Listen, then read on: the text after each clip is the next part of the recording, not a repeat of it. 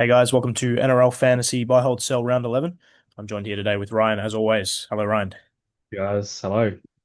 Hello, hello. Um, let's kick straight into some buys. Yeah, so I mean, pretty simple. Don't look us right. Just if you don't have him, buy him. Still quite low ownership, really, like all things considered. But yeah, great buy, great coverage. So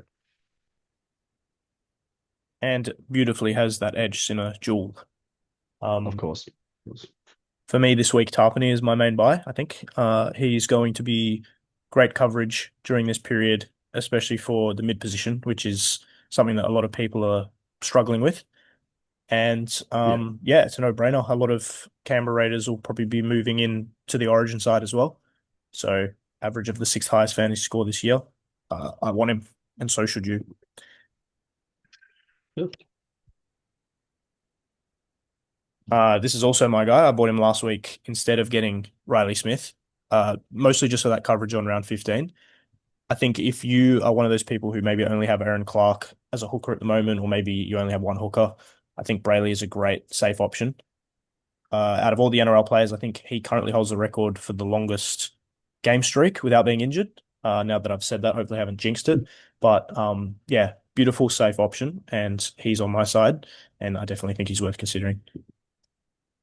for sure. Sakowski, obviously, going to be a very popular trade in this week. Great average on he actually plays. I mean, the question is, how long can he stay fit for?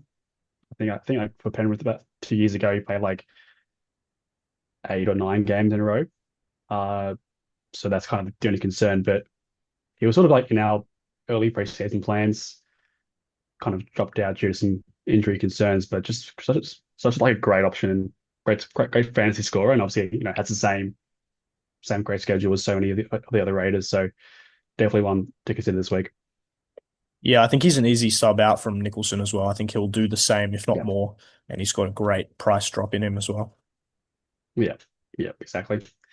Then Nafai White, probably not buy this week unless you really want to, but yeah, I mean, it says that I can see that 0.95 ppm this year, and should get probably around 55 to 60 minutes a game during Origin when if both Lenu and Collins is out. So now Butcher did his MCL recently as well. So yeah, I think just a great option. Should average around at least 50, making about, probably making about 50, 70K in cash as well. And has, probably like the best buy schedule for any pretty mid.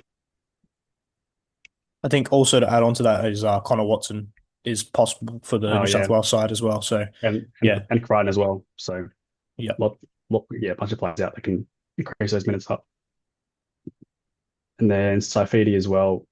Somehow now, and bit of an origin risk, especially with the news that Terrell Mason making the first team, apparently. So I guess that is something to be concerned. But the problem is that if you wait another week and he scores like 50, I'm not too sure what his break even was, but It's 13. all of a sudden 13, yeah. So if he also scores 50, you're buying Saifidi at 470K. It's not quite as good of a deal. So it's kind of why I still think probably worth the gamble this week because I don't think he's going to make Origin right, but there is that risk there. Yeah, I guess you never know. And then Fletcher Sharp, he's been on the buy basically every single week for the channel. It's sad because I haven't gotten him and that price just keeps creeping up. But same thing as always, great coverage, especially with that wing fullback and half duel.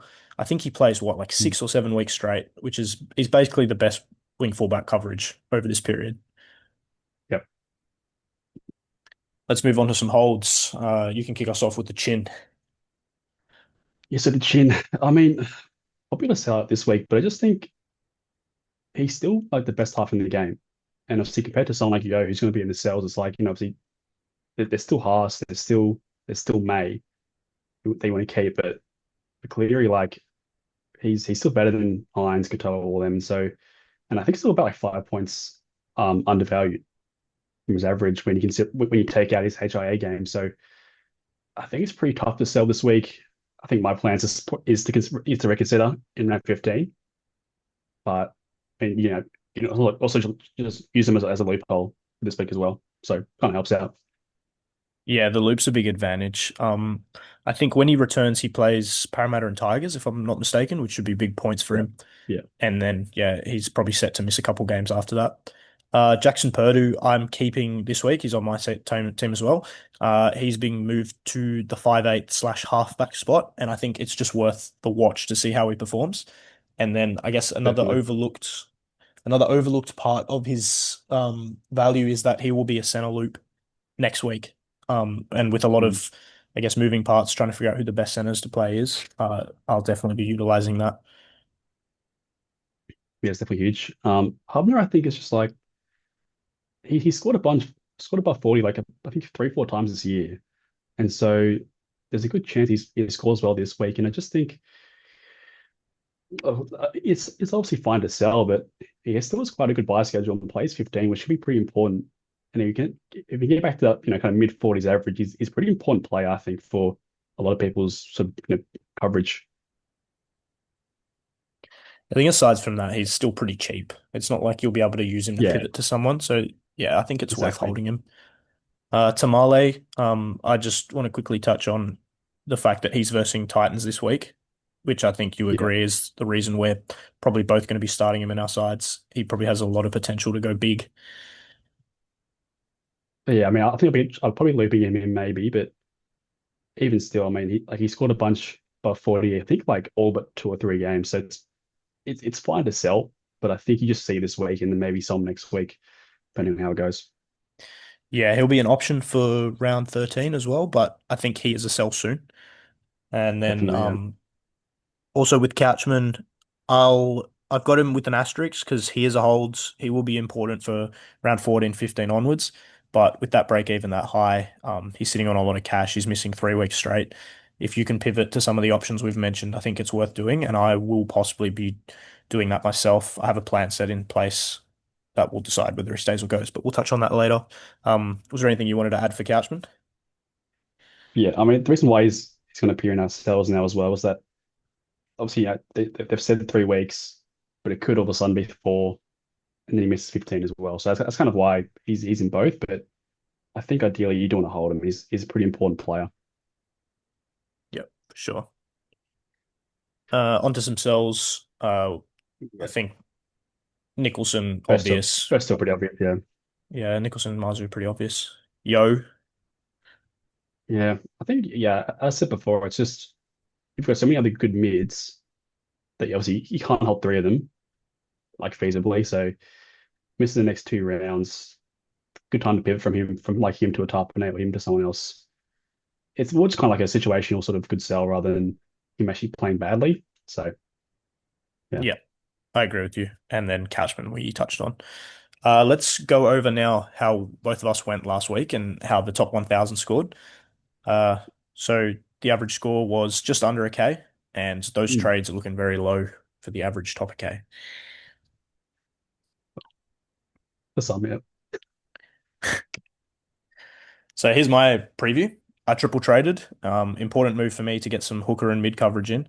Very happy with the options that I took. I was tossing up between Riley Smith and Blake Brayley, and I think there was like 1 or 2 points difference between them. Although Riley was a lot cheaper, Brayley will give me that buy coverage that I need. So I'm very happy with how these trades turned out, and I'm pretty certain Horsburgh will be picked for Origin. So I'm okay with him playing this week. Hopefully he doesn't go crazy. So I did all right. I lost about 1,000 ranks, but I mean, Couchman hurt me a little bit, getting injured very quickly, and Tamale Garrick let me down a little bit as well. So did Hubner, but overall, pretty good week considering. And we've both of us have been on the captaincy for May. Might need to look into switching that because he hasn't been the best captain option the last few weeks running now. So as I said, down 1K. And my trade history is pretty shallow. I got lots of trades to play with, and I will be playing with some trades this week. Tarpon is coming in for Nicholson, and depending on how my bench performs, I will be trading Couchman out likely for Zach Hosking. So the plan is to utilize some loops. If Iongi and Toya do very well for me, I might just leave that as is. Um, yeah, I think it mainly just comes down to how they perform in their first few games. And then if they don't perform well, I think I will pivot Couchman to Zach Hosking. But, points wins the season. If Aongi and Toya both get 60 plus, I don't see a reason for me to trade. Yeah, definitely.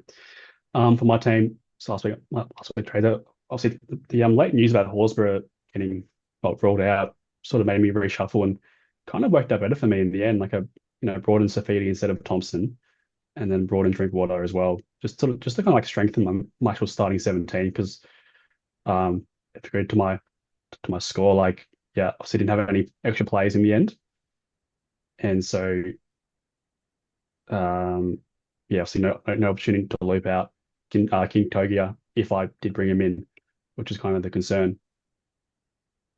You go next slide, mate. Um, yeah, so again, obviously very similar. Couldn't loop, so no what to do. Wait, I was a bit disappointed about three-quarter score, but that's just kind of how it goes, right? And dropped down about, sorry, actually went up by sorry about 400 ranks this week, which is fine. I was up 11K early on, mainly because of all my Knights players that I played, but does kind of show how close the competition is at the moment. Trade history, a bit more than you, but similar sort of cash. And I think obviously if I can just use the one trade this week, which is currently the plan, uh, Nicholson to Hosking, then it kind of saves me obviously two trades where all of other people are triple trading. So that is pretty huge, and as well get the bank 90K as well, which is nice. And so my early round 11 plans is a pretty simple loop at the moment. I just I think Tamale will do well, but I will just obviously loop in with him with Mark just to make sure. But there's still some things to sort out there. But overall, quite happy with the side and with my kind of buy planning going forward. So hopefully it should be a good week. Yeah, you're very strong there in the wing fullbacks with Drinky and Sharp. Bit jealous, to be Mm. honest.